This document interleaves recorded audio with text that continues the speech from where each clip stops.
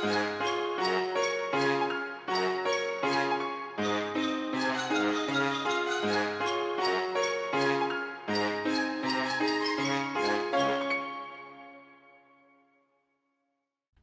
my book loving friends, and welcome back to Storytime with Mary. This is where we get to read all of our favourite books, and if you're loving reading along with Mary, don't forget to hit the like button and also subscribe to our videos so that we can read together all the time. Okay book lovers, I've got another Spidey tale for you today. You know how I love my Ananse the Spider stories. So if you remember, we've read a couple of Ananse the Spider stories. So Ananse is a crafty spider from Ghana. So today's book is called Ananse and his Red Piggy Bank. I wonder what he's going to do today. This book is written by Kwesi Enos and is illustrated by Terry Castellani. So if you've got Ananse and his Red Piggy Bank at home, grab it now and let's read it together. And while you're grabbing your Spidey tale, I want to tell you a fun fact today about kente cloth. So in our book today, one of the things that Ananse the Spider does is he weaves kente cloth. And book lovers, kente cloth is a beautiful woven cloth all the way from Ghana in West Africa. So, according to history, kente cloth has been around since around the 11th century. So it's really, really old, and it's the cloth worn by kings. Just like kings wear crowns in other places, in Ghana, kings wear kente cloth. It's a very royal traditional cloth from Ghana, and it comes in so many beautiful colours and really brightens up our lives. Okay book lovers, if you've grabbed your book, Ananse and his Red Piggy Bank, let's see what crafty things Ananse the Spider gets up to in this book. A long time ago, in the beautiful West African country of Ghana, a clever young spider called Ananse lived in the village of Ochiso. Ananse grew up in a very poor family and most days found himself extremely hungry. On the days that he was the hungriest, Ananse would rub his belly over and over again, daydreaming of all of his favourite foods.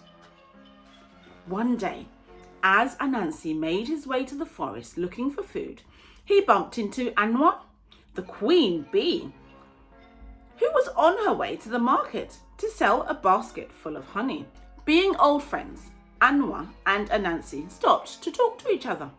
In conversation, Anwa learned of Ananse's hunger and offered him some of her honey, but Ananse politely refused because he did not want to live off Anwa's hard work. Instead, he asked Anwa to teach him how never to be short of food again.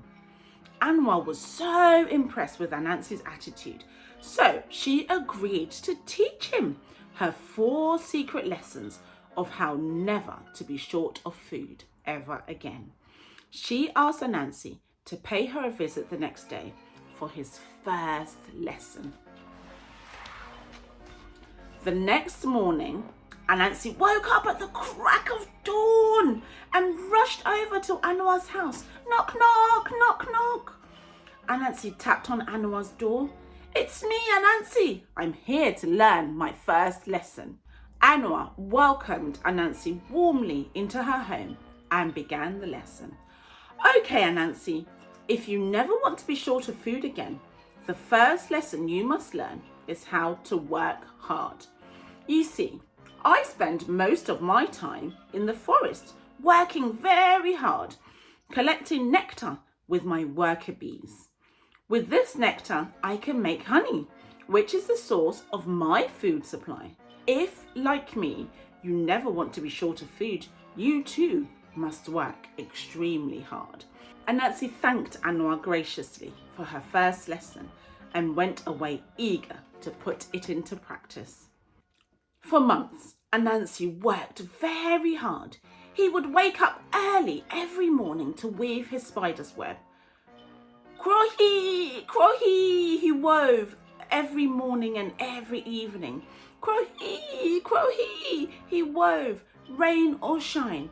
Crow-hee, crow-hee. Ananse wove more spider webs than he had ever done before and caught more food than he had ever imagined.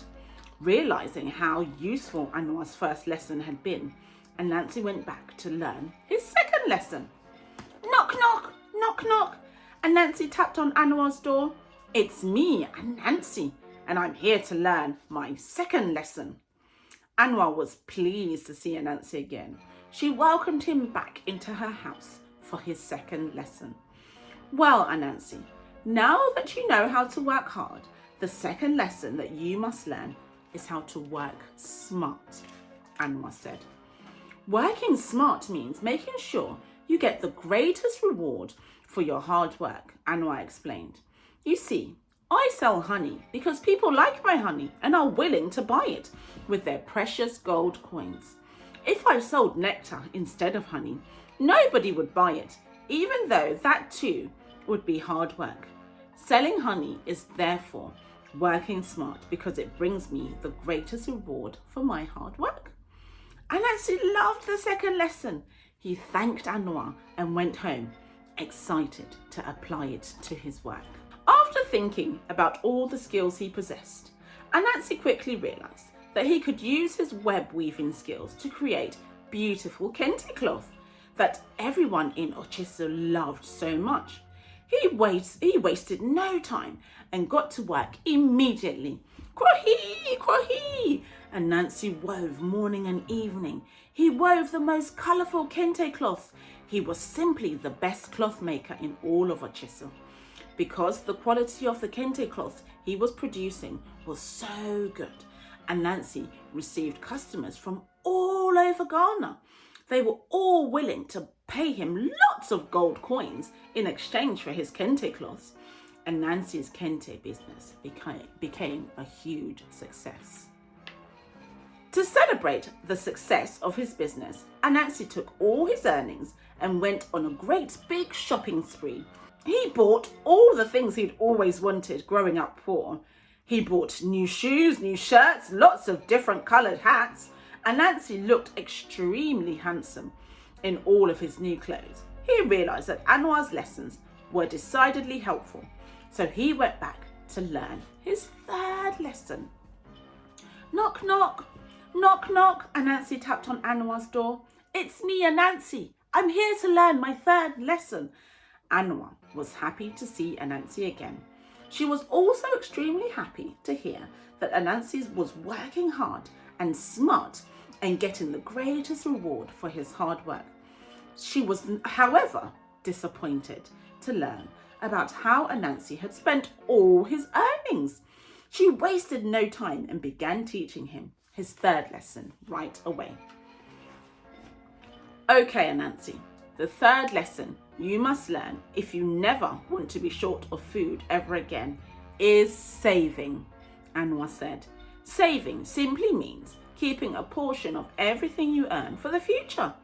This lesson is very important because if for any reason you have no work, you could use some of your savings to feed yourself. Ananse found the lesson very useful. He decided he would start saving right away. So he went to Aku's treasure shop to buy himself a piggy bank. In Aku's shop, there were piggy banks of every imaginable size, shape and colour for sale. Ananse searched through them all until he found the one he liked. There, Ananse said to Aku, pointing to the top shelf. That is the one I want, the beautiful red one. Ananse bought the red piggy bank and hurried home so that he could start saving his gold coins in it. He was extremely pleased with his purchase. Every time Ananse earned any gold coins from his work, he would save half in his red piggy bank.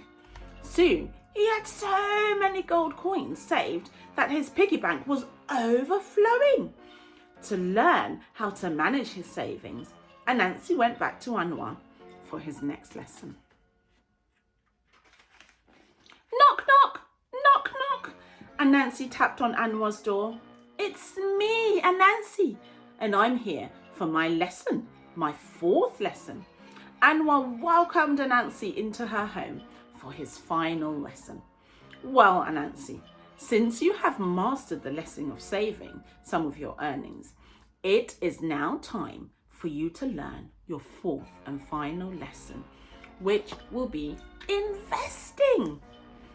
Investing is buying all or part of a business with your savings. Anwar continued, it means that every time the business makes more money, you earn a share of the profit or a share of the money. If you invest in a good business, you will always receive a profit on your investment and you will never be short of food again. Ananse loved his last lesson. He thanked Anwar for sharing all of her secrets with him and went away thinking about the ways to invest his savings. On his way home, he met Tati, the hard-working ant, and stopped to talk to her. During their conversation about Tati's food delivery business, Ananse learned that Tati was extremely overworked due to the volume of delivery orders she received daily. Tati expressed the wish to employ more ants to meet all her business needs. Ananse, seeing an opportunity to invest, offered to help. Don't you worry, Tati, said Ananse. I would happily invest some of my savings into your business so that you can employ as many ants as you need to grow your business. Tati was pleased to hear Ananse's proposal. It seemed like a great opportunity for her to grow her business, so she agreed. In keeping with the traditions of Ochiso, Tati and Ananse went to King Jatta's palace to shake hands and seal their investment deal. Tati was able to grow her business with Ananses Investment and was soon earning lots of gold coins. At the end of every month, she would give Ananse a portion of her earnings as he owned part of her business. Tati's business did very well and made her and Ananse extremely rich. One day, Ananse decided to throw a big surprise party in honor of Anwar for teaching him all the valuable lessons he had learned. He hired the best dancers and drummers to perform at a party. He also hired the best chef in all of Achiso to prepare the most delicious Ghanaian dishes for the event. It was the best party people of Achiso had ever attended. At the party, lots of people queued up to ask Ananse the secret to his newfound wealth. Ananse would say to them, if you never want to be short of food again, you must learn to work hard, work smart, save, and invest. Wow, Ananse. I expected a crafty tale from Ananse today, but this was such a smart book, and actually, Ananse learned a really valuable lesson, didn't he? To work smart, work hard, save, and invest. What an awesome and very clever book. And if you enjoyed our book as much as we did, don't forget to hit the like button and also subscribe to our videos so that we can read together again next time. Okay, book lovers, I'll see you again next time. Bye.